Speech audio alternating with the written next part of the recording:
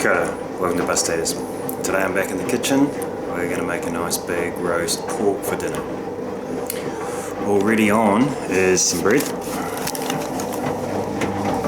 Cheating with the bread a bit. Let's chuck it into the bread maker to make a nice dough. Pork roast is here, ready to start preparing. She's beauty, 5.5 kilos.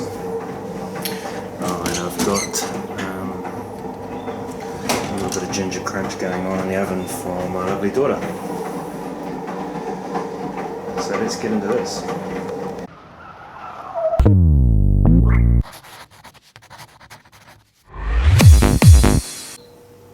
Topping's gone on the ginger slice.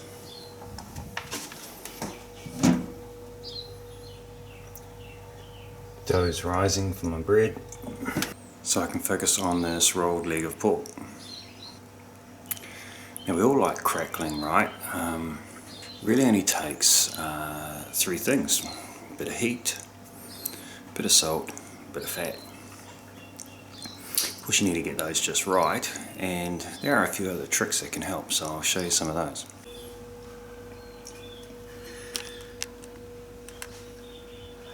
Now you really want the skin to be dry, so I'm literally drying it with a paper towel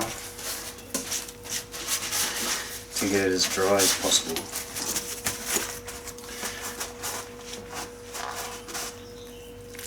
Before I get into scoring this pork, I'm going to need a sharp knife. Now you'll probably need to sharpen it during cutting it as well, so I've sharpened 3 knives. Using quite a small kind of steak knife. It's easy to handle, and these ones are very sharp.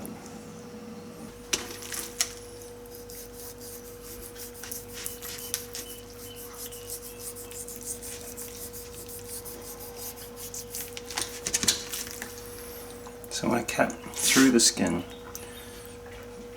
into the fat. It's sort of maybe 1/2 inch strips. 10 centimetre strips or thereabouts. And be kind of careful not to cut right through the meat.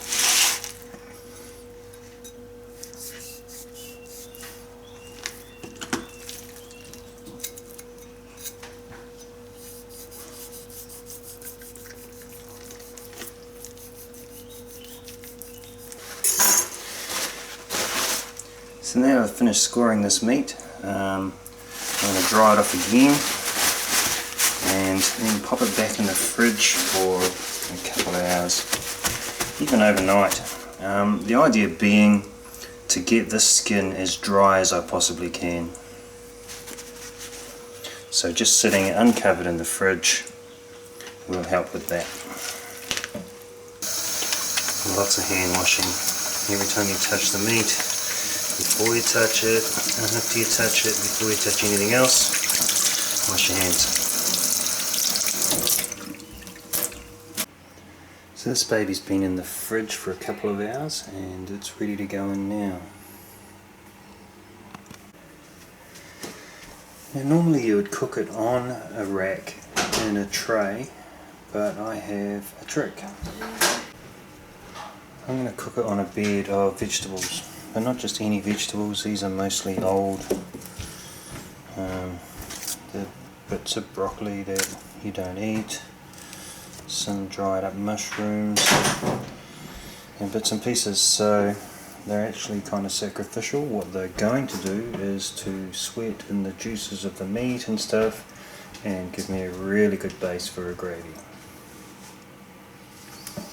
The real vegetables that are going to be roasted are here in soaking in salt water. So after all this effort to get this roast dry, I'm now going to do something crazy and make it wet. I'm going to pour boiling water on it. 19 to 27. I see where you get confused with 7, but it's 19. But you told me it's 10 days.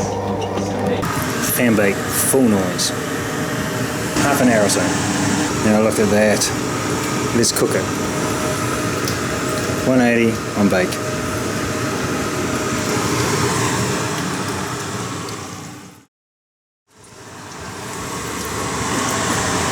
Look at that, she's ready. Roast veggies are in and these veggies are out. Let's get them out of this juice. So I've taken all my veggies out and now I have this wicked looking stock that I'm going to make a gravy from. In the meantime, leftover pumpkin became pumpkin soup. Now I don't know how you like your gravy. I think this kind of chunky bits of meat, bits of veggie, I think that's kind of perfect. I will thicken it up a little. You can use corn flour, or you could even use like a gravy mix, which would enhance the flavour even more. But that stuff's ready to go. However, once I took the veggies out of here, I actually felt like I hadn't fully used them. So I've chucked them into here. Skins, and we're talking peelings and the bits off the end of everything. So they're in there now, and I'm going to make a veggie stock which I'll use for later. The crackling I've thrown back in here because the bit of the roast that hangs around in the moist part doesn't get so crackly. So whilst the top is nice and crispy, there are some soft bits at each end. So I want to bring them up, so I've just, as long as it's not too hot, in the bottom there's a loaf of bread that's coming along nicely. So everything's going quite well there. Veggies are done. They're underneath here, they'll be warm for a good half an hour. The roast is done. As you've seen, I've stripped the skin off because I do like to just finish that off separately, and this is sitting at just over 71 degrees, which is medium well. Kind of perfect for a pork roast. It'll come up a little bit, but I'm very happy with where I've got there right now. You could keep reducing this until it is just this flavour packed punch of jus. However, that's not going to work in my family. We want buckets of gravy, so I'm going to thicken it instead. Couple of teaspoons of corn flour, mix some water, and 5 minutes later, and we have what's looking like quite a nice gravy. I'm going to turn that off, and let it cool down a touch, and chuck it in a gravy bowl. Now, you might like a less chunky gravy. It's a little weird to me, but hey, you would just strain out all the veggies, and you'd be left with just the stock, and that'll make a great gravy. But me, I like all those little bits of burnt deliciousness. Let's carve this baby. It's 5.5 kilos here. It's about 12 pounds.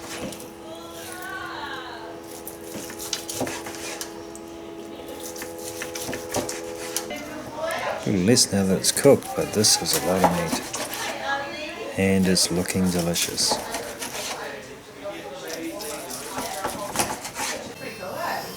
And that's what it looks like there. Roast pork, crispy, crunchy, crackling, and a whole bunch of roast vegetables covered in a delicious gravy. Maybe I'll tell you the secret to my apple sauce. Thanks for watching. Roast is all gone, no leftovers, so I guess that was a success. Anyway, hope you enjoyed the video. If you did, hit the like, hit the subscribe. I'm going to put a subscribe up here, just to make it nice and easy. Right there. You see it? Anyway, hit all the buttons, and hopefully we'll see you again soon. Take care, mā te rā.